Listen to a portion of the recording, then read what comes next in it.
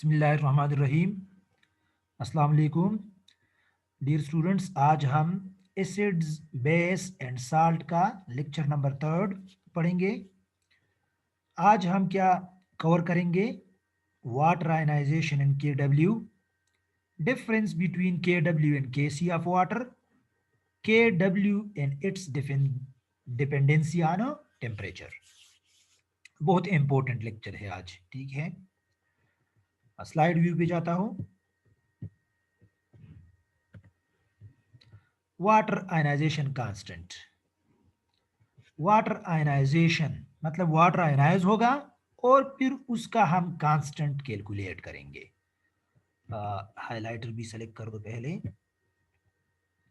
Auto ionization of water, water की खुद ionization, self ionization of water is a process. Auto ionization of water एक process है जिसमें एक water molecule, one of the water molecule donate its proton, अपना proton donate करता है। तो प्रोटॉन डोनेट करने के बाद क्या रह जाएगा? हाइड्रोक्साइड रह जाएगा। और प्रोटॉन डोनेट करेगा तो दूसरा क्या करेगा? Another water molecule will accept that proton, क्योंकि उसके पास लोन पेयर है। सही। तो हमारे पास ऑटो आयनाइजेशन क्या है? ऑटो आयनाइजेशन वो प्रोसेस है जिसमें एक वाटर मॉलिक्यूल क्या डोनेट करता है? प्रोटॉन डोनेट करता है। तो जो प्रोटॉन डोनर है उसको ब्रॉन्स्टेड कंसेप्ट के मुताबिक क्या कहते हैं? एसिड कहते हैं। और जो प्रोटॉन एक्सेप्ट करता है उसको बेस कहते हैं, ठीक है। तो ये प्रोटॉन डोनर है और ये एक्सेप्टर है। रिजल्ट में क्या बनता है? रिजल्ट में हाइड्रोनियम आयन और हाइड्रोक्साइड आयन बनता है। सही। और क्या नेम है ऑटो आयनाइजेशन की? ऑटो आयनाइजेशन भी इसको कहते हैं, ऑटो प्रोटोलिसिस भी कहते हैं, सेल्फ आयनाइजेशन ऑफ वाटर भी इसको कहते हैं, सेल्फ आयनाइजेशन ऑफ वाटर। तो ऑटो आयनाइजेशन कौन सा प्रोसेस है? जिसमें एक वाटर मॉलिक्यूल प्रोटॉन डोनेट करता है, हाइड्रोक्साइड बनाता है, और दूसरा वाटर मॉलिक्यूल प्रोटॉन लेके H3O बनाता है। क्या बनाता है? H3O, और दूसरा हाइड्रोक्साइड रह जाता है। Okay, KW water ionization constant, उसकी डिराइवेशन और फिर उसकी डिफिनीशन। तो हम ऊपर वाले रिएक्शन को इस स्लाइड में जो रिएक्शन है इसको हम इस अंदाज में भी लिख सकते हैं कि एक वाटर मॉलिक्यूल है, ये डिसोसिएट हो गया, H प्लस बना और OH नेगेटिव बना। H प्लस को फिर जाहिर बात है वाटर एक्सेप्ट करता है, H3O बनता है। इस पे कल डिस्कशन हुई है। अच्छा, अब इसकी ये रिएक्शन हमारे पास रिवर्सिबल है, तो इसके लिए हम क्या लिखेंगे? KC लिखेंगे, इक्विलिब्रियम कांस्टेंट लिखेंगे, क्योंकि ये रिवर्सिबल रिएक्शन है। तो KC किस तरह लिखा जाता है? KC में प्रोडक्ट ऊपर लिखते हैं, ठीक है। प्रोडक्ट ऊपर लिखते हैं और दरमियान में क्रॉस लगाते हैं। ये प्लस फिर नहीं लगेगा, ये प्लस फिर नहीं लगेगा, बल्कि क्रॉस लगेगा।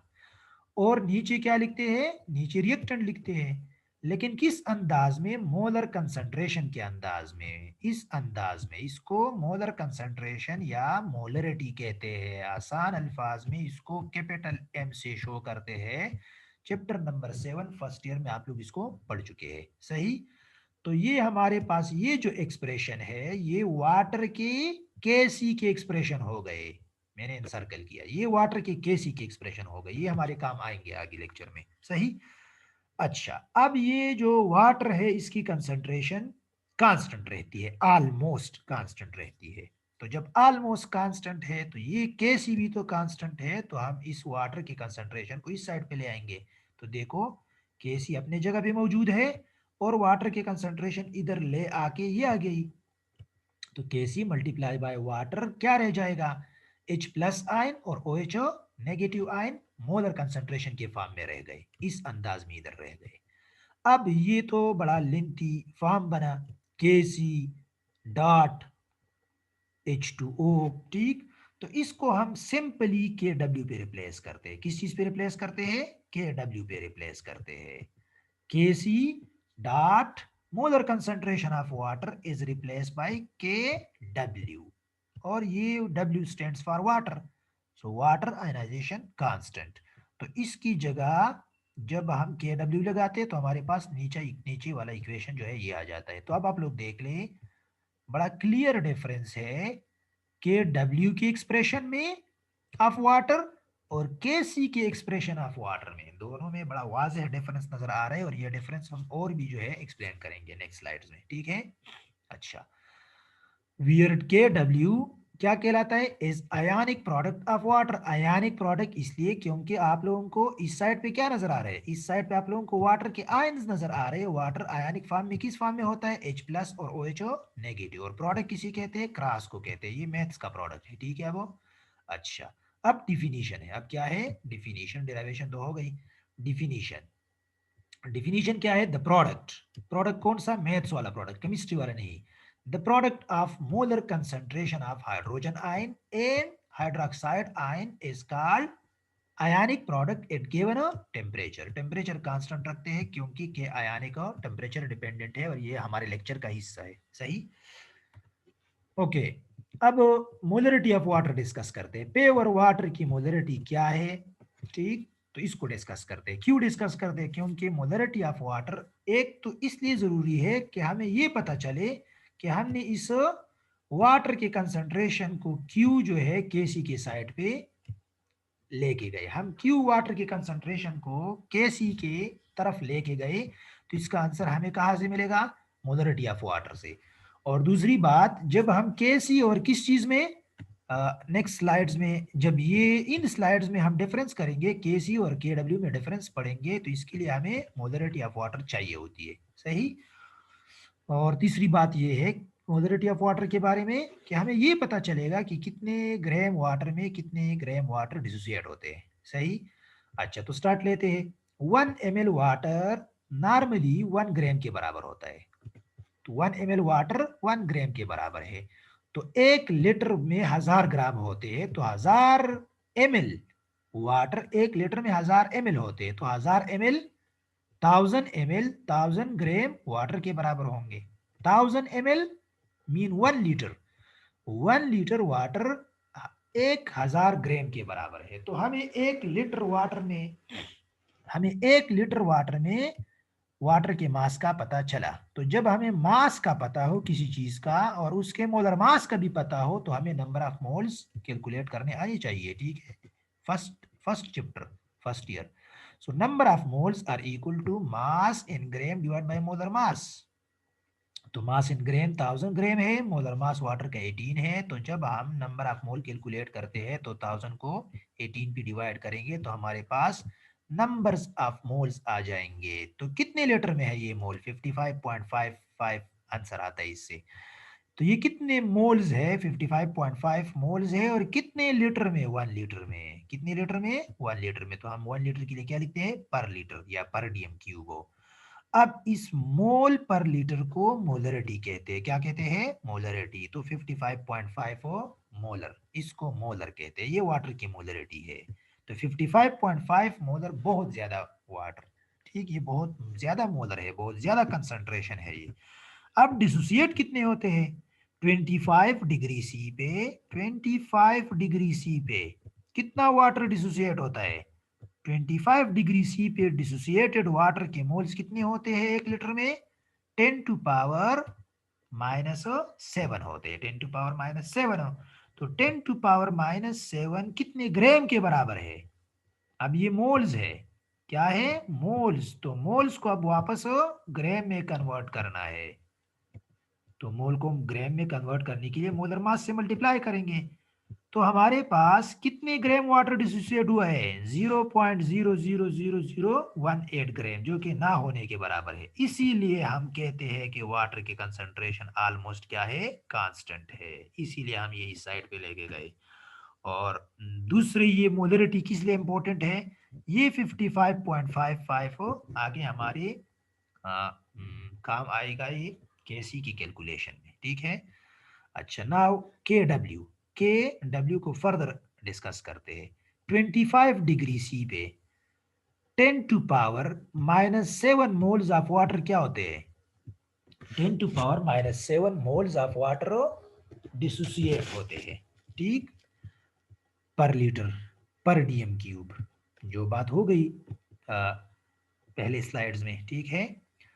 तो जब इतने वाटर डिसोसिएट होते हैं, तो वाटर हमने देख लिया था कि वाटर जब भी डिसोसिएट होता है तो एक वाटर एक H देता है, एक OH देता है।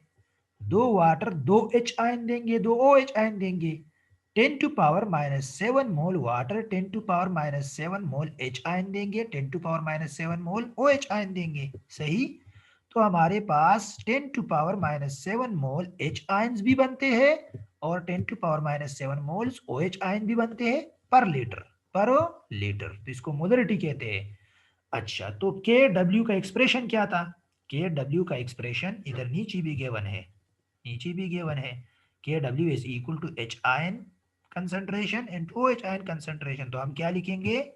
एच आयन कंसंट्रेशन की जगह एच आयन की वैल्यू लिखेंगे, ओ एच आयन कंसंट्रेशन की जगह ओ एच आयन की वैल्यू लिखेंगे। दोनों की वैल्यू न्यूट्रल वाटर में बराबर है, हमेशा बराबर होते हैं। और फिर 25 डिग्री सी भी कितना है? 10⁻⁷ तो 10⁻⁷ और 10⁻⁷ को जब मल्टीप्लाई करते हैं तो हमारे पास आंसर क्या आता है?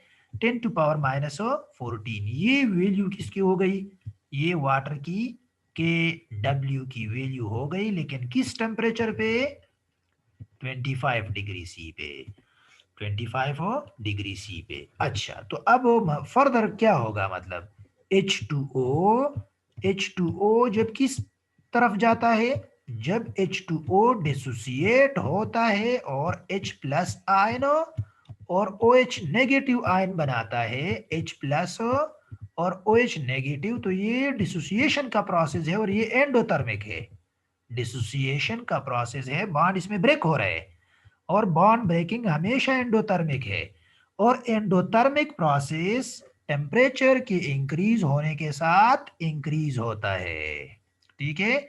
तो अगर हम टेम्परेचर ज्यादा करेंगे तो हमारे पास H आयन भी ज्यादा होते जाएंगे और OH आयन भी ज्यादा होते जाएंगे, और H आयन और OH आयन के बढ़ने से KW का आंसर भी बढ़ेगा। तो आसान अल्फाज में K W is directly proportional to temperature. ठीक है। ये मैथमेटिक्स वाला डायरेक्ट नहीं है, रिमेंबर। मतलब टेम्परेचर डबल करने पे के डब्ल्यू डबल नहीं होगा बल्कि जस्ट इंक्रीज होगा। लेकिन मैं आसान अल्फाज में क्या लिख रहा हूँ कि K W is directly proportional to temperature. कम होने पे, टेम्परेचर कम करने पे के डब्ल्यू का आंसर स्मॉलर होता जाएगा, टेम्परेचर ज्यादा करने पे के डब्ल्यू का आंसर ग्रेटर होता जाएगा। तो टेबल में देख ले, कुछ डेटा मौजूद है। सही।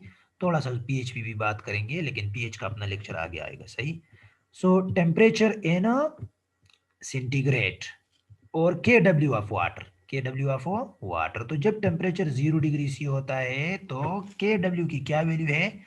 0.114 इंटू 10⁻⁴।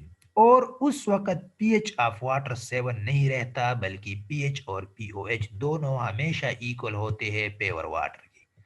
पेवर वाटर का पीएच और पीओएच हमेशा इक्वल होते हैं। और 25 डिग्री सी पे 7 के बराबर है। रिमेंबर, 25 डिग्री सी पे 7 के बराबर होता है। बाकी टेम्परेचर पे प्योर वाटर का पीएच और पीओएच कम ज्यादा हो सकता है। ठीक है।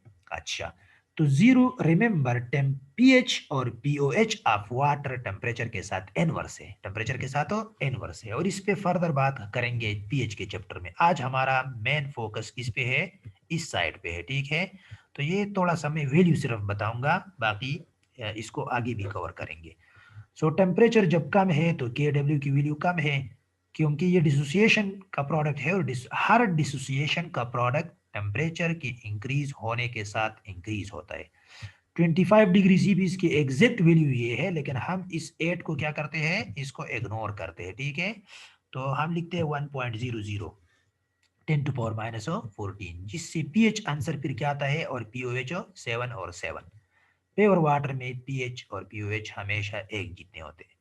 50 डिग्री सी पे क्या है? 50 डिग्री सी पे 5.47, मतलब इंक्रीज हो रहा है बस। ठीक है। 100 डिग्री सी पे और भी इंक्रीज हुआ है, 51.3 इंटू 10⁻⁴, जो कि बराबर है 5.13 इंटू 10⁻13 के। और 100 पे अब आप लोग देख ले, पीएच और पीओएच ऑफ वाटर दोनों 6.1414, 6.14 एक भी और 6.14 पीओएच भी, PHB और POHB दोनों इक्वल होते हैं, दोनों एक जितने होते हैं। तो सिंपल बात क्या हो गई कि KW टेम्परेचर इंक्रीज होने के साथ इंक्रीज होता है और डिक्रीज होने के साथ डिक्रीज होता है। ईटा में क्वेश्चन इस पे आया था कि KW की वैल्यू 18 डिग्री सी पे उन्होंने दिया था। 18 डिग्री सी पे 0.8 है, 10⁻⁻14 भी साथ था, और 25 डिग्री सी पे 1 है। तो ये रिएक्शन कौन सा है, एंडोथर्मिक है कि एक्सोथर्मिक है? तो ये एंडोथर्मिक रिएक्शन है।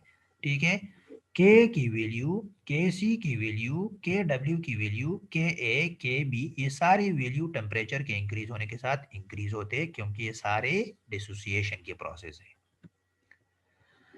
अच्छा, तो हमने तो के डब्ल्यू पढ़ लिया, उसकी टेम्परेचर डिपेंडेंसी, लेकिन अब डिफरेंस बिटवीन के सी एंड के डब्ल्यू ऑफ वाटर, ये दोनों वाटर की बातें है, रिमेंबर ऑफ वाटर। ये वाटर का के सी और के डब्ल्यू का डिफरेंस हम जो है अब डिस्कस करेंगे। ठीक है, ये सेम चीजें नहीं है, हमने थोड़ा सा उस पर हमने इस पर थोड़ी सी डिस्कशन की थी। केसी क्या है, वाटर की केसी क्या है? वाटर का केसी है कि ionic product divided by undissociated water.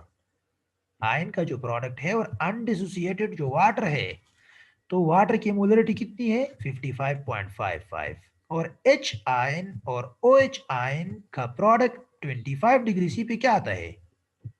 10⁻⁻14। ठीक है, बल्कि चलो मैं आगे बताऊंगा। सो H आयन और OH आयन हमारे पास, ओके, सो जब हम 1 मल्टीप्लाई बाय 10⁻⁻14 को वाटर की मोलरिटी पे डिवाइड करते हैं 55.55, तो हमारे पास आंसर आ जाता है क्या? 1.8 इंटू 10⁻⁻16। रिमेंबर, ये वाटर की केसी की वैल्यू भी है, ये वाटर का के ए भी है, और ये वाटर का के बी भी है। और इस पे मैं थोड़ा सा और भी जो है आप लोगों को और भी समझाऊंगा कि ये वाटर की तीन चीजें कहलाते हैं। वाटर का के ए भी कहलाता है, वाटर का के सी भी कहलाता है, और वाटर का के बी भी कहलाता है, एक ही टाइम। एक एक मैं आप लोगों को समझाऊंगा, ठीक है? अच्छा, K C of water is also called, हाँ ये मैंने नीचे लिखा भी है, K A as well as K B of water. क्यों? तो समझाने वाली बात यही है, ठीक है? क्यों हम इसको, क्योंकि वाटर एक ही टाइम पे, एक ही वक्त पे वाटर जब डिसोसिएट होता है तो H आयन और OH आयन दोनों देते हैं। H आयन भी देता है और OH आयन भी देता है, तो एक ही टाइम पे इसका जो वाटर का जो डिसोसिएशन है वो एक ही टाइम पे एसिड भी है और बेस भी है, साइमल्टेनियस है। सो ऑफ वाटर, इसको क्या कहते हैं? इधर से मैं ये लाइन दोबारा रीड करता हूं, K C of water is also called K A and K B of water. Why? Because during the के बाद ये लाइन है, ठीक है? The auto ionization of water, water ionisation के दौरान, at the same time H2O act as acid and as a base। क्यों? क्योंकि H आयन भी देता है और OH आयन भी देता है, सही? तो H आयन भी देता है और OH आयन भी देता है। Ka और Kb हम आगे पढ़ेंगे, लेकिन वो एसिड्स के लिए पढ़ेंगे, एसिड्स के लिए। और जब हम आगे Ka और Kb पढ़ेंगे एसिड्स के लिए, ठीक, तो हमें ये बात जो है दोबारा भी समझ आ जाएगी फिर आप लोगों को, ठीक है? अब आप लोग नोट कर ले साथ कि वाटर का के ए और के बी, पेवर वाटर का के ए और के बी हमेशा एक जितना होता है और एक ही होता है, और एक्सप्रेशन भी एक जैसी है, सही? के हम किस तरह लिखते हैं पता है? के हम ऐसी इस तरह लिखते हैं कि जितने आयंस बने होते हैं उनका प्रोडक्ट लिखते हैं, और जितना मॉलिक्यूल अनडिसोसिएटेड है, जितने मॉलिक्यूल क्या है? अनडिसोसिएटेड, चाहे वो एसिड के हो, चाहे वो वाटर के हो, चाहे वो बेस के हो, ठीक? के ए के लिए एसिड, के बी के लिए बेस, लेकिन ये तो बैक वक्त एसिड भी है और बेस भी है। तो अगर हमारे पास एसिड होता है तो एसिड में हम आयंस ऊपर लिखते हैं, जो कि हमने इस एक्सप्रेशन में लिखे हैं। प्रोडक्ट ऊपर लिखते हैं क्रॉस के फॉर्म में, प्रोडक्ट के फॉर्म में, और रिएक्टेंट अनडिसोसिएटेड एसिड नीचे लिखते हैं। यही काम बेस के लिए भी करते हैं। तो remember Kc of water is the Ka of water as well as Kb of water. तो ये कंपैरिजन असल में क्या हो गया, ये difference between Ka of water as well as Kw का हो गया। सही। अच्छा, और हमारे पास उधर एक फॉर्म मौजूद है, आप लोग डिराइवेशन में देख ले। ये डिराइवेशन है, देखो इस डिराइवेशन में देख ले, Kc is equal to Kc is equal to Kc N2 water concentration is equal to Kw। तो Kc किसके बराबर होगा, Kc बराबर होगा, शाबाश, Kc will be equal to Kw by water concentration, Kw by water concentration. तो ये बहुत ज्यादा इनमें डिफरेंस है इन दोनों में, और एक्सप्रेशन भी डिफरेंट। सही है। अच्छा, तो हमारे पास हम कहाँ तक पहुंचे थे, हाँ इधर हम डिस्कशन कर रहे थे।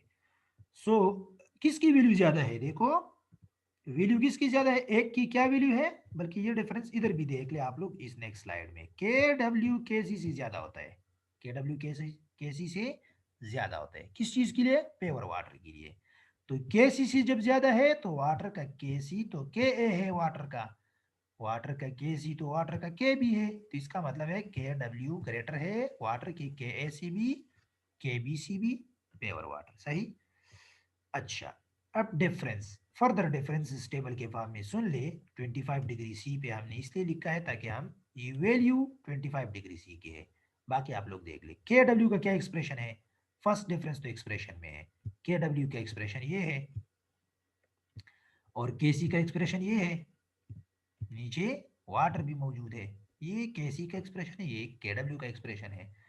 25 डिग्री सी पे के डब्ल्यू की क्या आंसर है, 1 इंटू 10⁻14। और के सी का क्या आंसर है, या के ए का क्या आंसर है, या के बी ऑफ वाटर का क्या आंसर है, 1.8 इंटू 10⁻16। कहाँ से आता है, क्योंकि 55.5 पे ये वैल्यू 55.5 पे डिवाइड करने से आता है। तो कौन सी वैल्यू लार्ज है, के डब्ल्यू लार्ज है, के डब्ल्यू लार्ज है किससे, के सी से। तो ये ग्रेटर आंसर है, ये स्मॉलर है। यूनिट की तरफ अब आ जाइए। यूनिट, एक स्क्वायर, एक जो स्क्वायर है उसका क्या यूनिट है, मोलर कंसंट्रेशन का क्या यूनिट है, मोल पर डीएम क्यूब।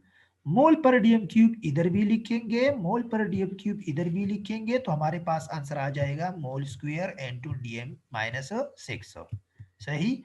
और इसमें एक दफा मोल पर डीएम क्यूब के साथ क्या हो जाएगा, कैंसल हो जाएगा।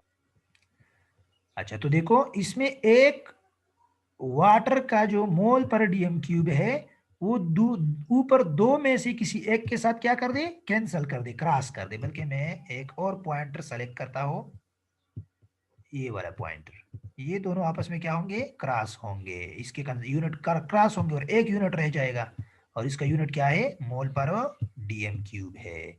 तो यूनिट भी के ए ऑफ वाटर, के बी ऑफ वाटर, या के सी ऑफ वाटर, ये एक जैसे है, इनका यूनिट के डब्ल्यू से क्या है, डिफरेंट है। अब टेम्परेचर डिपेंडेंसी तो हो गई है। न्यूट्रल वाटर या न्यूट्रल सोल्यूशन में क्या क्या सिचुएशन होते हैं, तो न्यूट्रल वाटर या न्यूट्रल सोल्यूशन में एच आयन और ओ एच आयन बराबर होते हैं, और 25 डिग्री सी पे कितने होते हैं, 10⁻7 के बराबर होते हैं। ठीक है, न्यूट्रल में जाहिर बात है हमारे पास ये एक्सप्रेशन, तो ये के डब्ल्यू का जो एक्सप्रेशन है, ये एक्सप्रेशन जिसको मैंने एनसर्कल किया, ये न्यूट्रल वाटर, एसिडिक, बेसिक सब के लिए सेम है ये एक्सप्रेशन। लेकिन ये अब जो एनसर्कल कर रहा हो, ये सिर्फ न्यूट्रल में होगा कि एच आयन और ओ एच आयन क्या होंगे, बराबर होंगे। सही। एसिडिक सोल्यूशन में क्या होता है, एसिडिक सोल्यूशन में मैंने आप लोगों को बता दिया कि एक्सप्रेशन 25 डिग्री सी पे कोई भी सोल्यूशन हो, चाहे एसिडिक हो, चाहे बेसिक हो, चाहे न्यूट्रल हो, एक्सप्रेशन ये करेक्ट है, सही। लेकिन अब एच आयन और ओ एच आयन क्या, ओ एच आयन और ओ एच आयन बराबर नहीं है, बल्कि एच आयन की कंसंट्रेशन ओ एच आयन से ज्यादा होती है। किस चीज में? एसिडिक सोल्यूशन में। एसिडिक सोल्यूशन में एच आयन की कंसंट्रेशन ओ एच आयन से ज्यादा होती है। H ion is greater than 10 to power minus 7। 10 to power minus 7 से एच आयन ज्यादा होते हैं। तो 10 टू पावर माइनस 7 से ग्रेटर की मीनिंग क्या है, फर्दर सुन ले। 10 टू पावर माइनस 7 से ग्रेटर की मीनिंग है एच आयन होंगे 10 टू पावर माइनस 6 या 10 टू पावर माइनस 5 या 10 टू पावर माइनस 4 या 10 to power minus 3, 10 to power minus 1 etcetera, सही। और O H ion 10 to power minus 7 से स्मॉल होगा। ओ एच आयन क्या मतलब, अब हम मतलब डिस्कशन कर रहे हैं एसिडिक सोल्यूशन की, ये सारे पॉइंट एसिडिक सोल्यूशन के हैं। एसिडिक सोल्यूशन में ओ एच आयन की कंसंट्रेशन 10 टू पावर माइनस 7 से भी कम होती है। तो क्या मतलब है इसका, इसका मतलब है कि ओ एच आयन या तो 10 टू पावर माइनस 8 होगा, माइनस 8 माइनस 7 से स्मॉलर है, या तो 10 टू पावर माइनस 9 होगा, माइनस 9 माइनस 7 से स्मॉलर है, या तो 10 टू पावर माइनस 10 होगा या माइनस 11 होगा, and so on and so fourth. इसी तरह की डिस्कशन किसके लिए है? बेसिक के लिए भी है। बेसिक में भी यही एक्सप्रेशन यूज होगा। रिमेंबर, कोई भी सोल्यूशन हो 25 डिग्री सी पे यही एक्सप्रेशन यूज होती है, चाहे बेसिक हो चाहे एसिडिक हो। लेकिन ये जो एच आयन और ओ एच आयन का रिलेशनशिप है, ये क्या होता है? डिफरेंट होता है। अब एच आयन से ओ एच आयन ज्यादा होते हैं बेसिक सोल्यूशन में, और एच आयन कम होते हैं 10 टू पावर माइनस 7 से। ठीक है, तो ये डिस्कशन भी अब आसान है। Okay, thank you. ये आखिरी स्लाइड।